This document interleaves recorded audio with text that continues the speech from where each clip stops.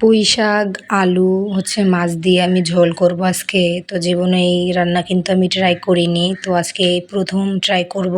তার জন্য আমি এখানে প্যান বসিয়েছি। এখানে হচ্ছে পেঁয়াজ কুচি, কাঁচামরিচ কুচি দিয়ে হচ্ছে সুন্দর করে বাদামি করে ভেজে নিলাম। তারপর এখানে আদা রসুনের পেস্ট দিয়ে সুন্দর করে ভেজে নিয়ে পানি দিয়ে দিলাম। তো পানি দেওয়ার পর এখানে আমি লবণ, হলুদের গুঁড়ো, জিরার গুঁড়ো, লাল মরিচের গুঁড়ো সব কিছু দিয়ে হচ্ছে ভালোভাবে হচ্ছে আমি কষিয়ে নেব। তো কষিয়ে নেওয়া হয়ে গেলে এখানে আমি মাছ দিয়ে দেবো। তো মাছ আমি ভাজিনি, কাঁচা মাছটাই ব্যবহার করছি।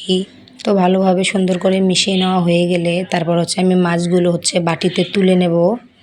তো কাঁচা মাছ যেহেতু তার জন্য আমি বাটিতে তুলে নিচ্ছি। তো একে একে আমি হচ্ছে সবগুলো মাছই তুলে নেব। তো তুলে নেওয়া হয়ে গেলে আমি এখানে হচ্ছে আলু ডাঁটা দিয়ে একটু কষিয়ে নেব ভালোভাবে।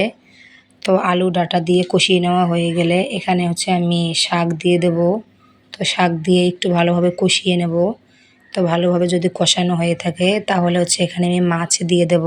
তো মাছ দিয়ে হচ্ছে আমি পানি দিয়ে হচ্ছে ঝোলের জন্য আমি একেবারেই পানি দিয়ে দেব। তো এভাবেই কিন্তু আমি মানে রান্নাটা করলাম, যেহেতু কোনোদিন রান্না করিনি, জানি না খেতে কেমন হবে। তো এরকম রান্না তো কখনো ট্রাই করাই হয়নি। তো জানি না কেমন হবে। তো যাই হোক, এদিকে সব কিছু হয়ে গেছে। তো আমি এখন মাছ দিয়ে দেব। তো মাছ দিয়ে হচ্ছে আমি এটি রান্না করে নেব। তো একদমই যদি মাছ দেওয়া হয়ে থাকে তো এখানে আমি হচ্ছে জাল করে নেব লো হিটে। বেশি জোরে জাল দেব না, যেহেতু এটা কাঁচা মাছ, বেশি নাড়াচাড়াও করা যাবে না। তো যাই হোক, এখানে আমি হচ্ছে মশলা দিয়ে দিলাম, মানে হচ্ছে জিরার গুঁড়ো ব্যবহার করছি। তো দেওয়ার পর একটু নেড়ে চেড়ে নিলাম। তো আজকে আমার রান্না কমপ্লিট। তো ভিডিওটি কেমন লাগলো অবশ্যই কমেন্টে জানাবেন। তো আজকের মতো আল্লাহ হাফেজ। সবাই ভালো থাকবেন, সুস্থ থাকবেন।